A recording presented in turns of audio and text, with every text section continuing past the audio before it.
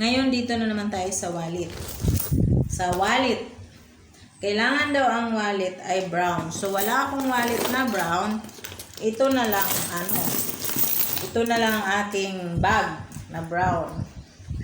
Kasi daw yung brown ay malapit sa swerte. Madali yung pera papasok. O, diba? Kaya sa wallet.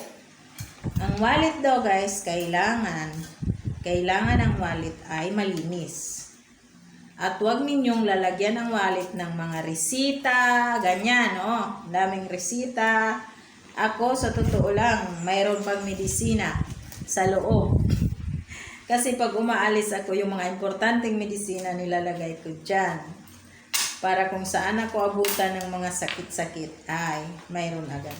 Huwag daw ninyong ilagay yung mga resibo sa wallet. Kasi ang wallet ay para sa pera, hindi para sa resibo. Lalo na yung mga utang na resibo.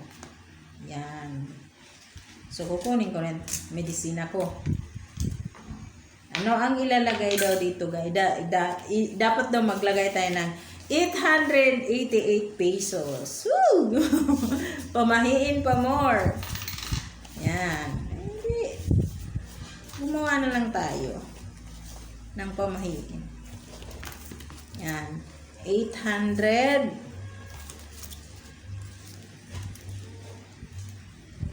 88. 850. 70. 80. 5. 6. 7. 8. Oh. Ilalagay natin ito dito sa ating wallet. Ako lahat ng part lalagyan ko. Para lahat ng part ng kwarto-kwarto ng wallet ko mayroong pera. Kailangan daw guys, mayroon tayong pera pagdating ng New Year. Kahit ilan, kahit magkano, basta meron sa wallet. O dyan, maglalagay ako ng 500. Unahin ko talaga. Ay hindi, unahin ko yung coins. Para mag-start tayo sa coins, then paabot sa malaki. Lalagay ko itong coins dito sa my coins na part. Sarap. Tapos, maglalagay tayo ng 50. Dapat daw nakaharap sa'yo yung tao. Kausapin mo yung pera. Oy, huwag kang umalis sa wallet ko Kahit anong mangyari. Magdagdag pa, mag-invite ka pa ng yung mga kasama.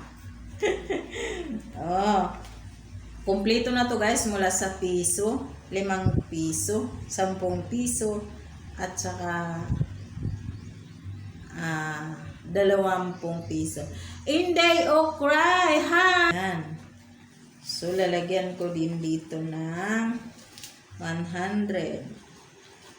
Kailangan lagyan natin ng pera yung mga sulok-sulok ng ating wallet para hindi siya mawalan in the whole year. Inday o cry, Happy New Year sa'yo. Magandang buhay sa maganda kong kaibigan mula sa Japan. Merry Christmas. At dito naman sa kabila. Tingnan mo, ang daming, may mga medisina talaga, guys. Nagkalat. Wala akong 1,000. Pero okay lang. Meron naman akong 100. Ayan, mayroon na silang laman. Tig-iisa. Okay na guys. Ayan. So,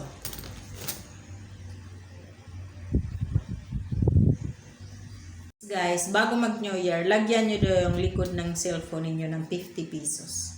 Pampaswerte daw to. Galing to sa Chinese, nakita ko kahapon. So, gawin nyo guys, dahil gagawin ko. Mamaya ko nalalagay kasi ginamit ko pa yung cellphone. Ito naman aking bag na brown na pagkagulo-gulo. Dito ko na lang ilalagay yung mga ibang resibo, ibang coins, ibang gamot, at saka yung mga lipstick, at saka yung mga ano pang gamit sa mukha. Dito.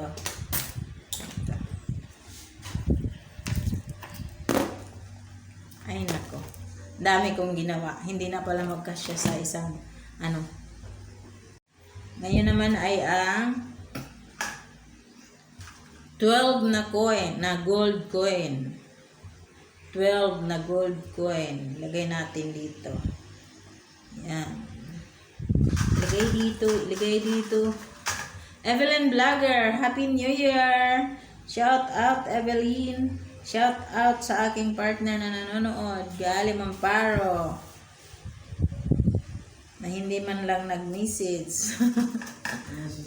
Ay, nag-message pala. Hindi ko lang nabasa. Yan. 12. At, tapos na yung pera. Ngayon naman ay ang dahon ng laurel na pampaswerte. O, ilagay natin dito. Dito. Isa. Dalawa. Tatlo. Apat. Lima. Anim. Pinagandaan ko talaga to guys. Ito.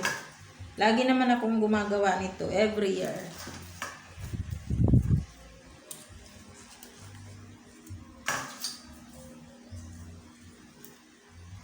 Lagi akong gumagawa nito tuwing New Year 31. At saka kung tatanungin ninyo na totoo ba? Naniniwala ka ba dyan? Totoo ba? May swerte ba? Totoo po. Para sa akin. Kasi hindi naman siya talaga yung inuna ko. Nagdasal muna ako. Sa maniwala kayo sa hindi, marami naman talaga. Mula nang mag-start ako nito, gumawa ako nito, okay yung ano. Okay naman yung aming pamumuhay. Okay naman yung aming mga blessing na dumating. Okay po. Okay. Tapos ngayon ay ilalagyan natin ng luya. So, kailangan itong luya ay makabalot ng pula para daw mas mabisa. Para mas mabisa. Para mas strong ang ano niya. Tsaka, isa pa, ang ibig sabihin ng luya ay halimbawa, yung mga mahilig ng mga palaro or mga contest, ito daw, pampaswerte daw to sa mga contest, ano pa ng mga palaro na kailangan ninyo. Wag pwede yung tong-it o ano pa dyan. Lalagay mo yan dyan. Yung luya. At ang orange. Ang orange ay simbolo ito ng kayamanan. Gold siya di ba? O ilagay natin siya sa gitna. Ilalagay sa gitna. Tapos ngayon ay ang pera na. Kailangan kumpleto tayo ng ating pampaswerte para naman talaga maakit yung mga swerte-swerte na nakakumbli-kubli lang. Dati ginaganito ko to, tawag dito. Hirap na hindi tunay na Tagalog. Nahirapan. Sa amin, gilukot. Pero ngayon hindi, ganito na. Para makita yung tao. Ganito na. Dati kasi roll ko to, giroll. Pero ngayon ganito na. Ipapakita ko yung tao. Yan. Oh my God. Yung ko, yung Facebook ko, off and on. Walang signal. Balutin natin ng pula para strong. Strong na yan. At lagay mo dito.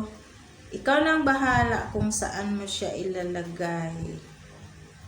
Kung saan mo siya, basta maganda pag tingnan, maganda. O basta yung tao, wag mong itago yung tao.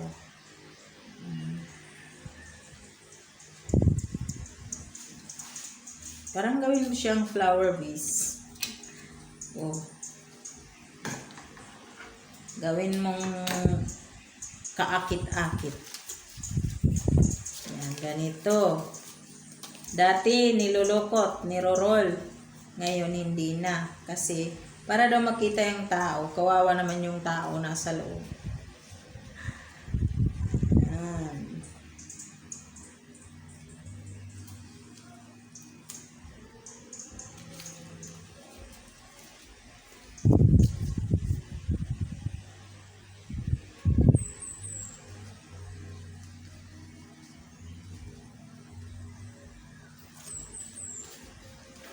Yan, mayroong 500. Mayroong isa. Wala akong 1,000. Wala akong 1,000 guys. Kung 1,000, di na ako pag ano ko pa ng 1,000, wala na. Hindi na ako makapaglagay ng 12 pieces na pirang papel. Kaya ang ginawa ko, pinabarya ko yung 1,000. Yan, dito na naman.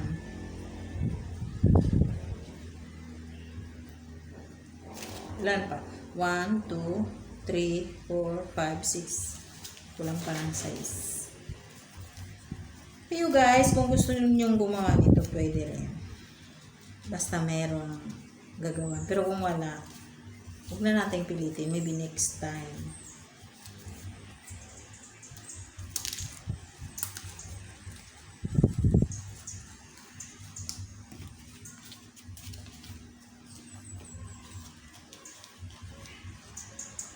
Tuwing December, ganito talagang ginagawa ko kapag 31. Noong una 2020 yung ginawa ko. Pero meron din tag 100. Ngayon wala na kasing 20 yung coins na lang. Kaya ito na lang 100. Ilan pa? 1, 2, 3, 4, 5, 6. 1, 2, 3, 4, 5, 6, 7, 8, 9, 10. Dalawa na lang ako lang.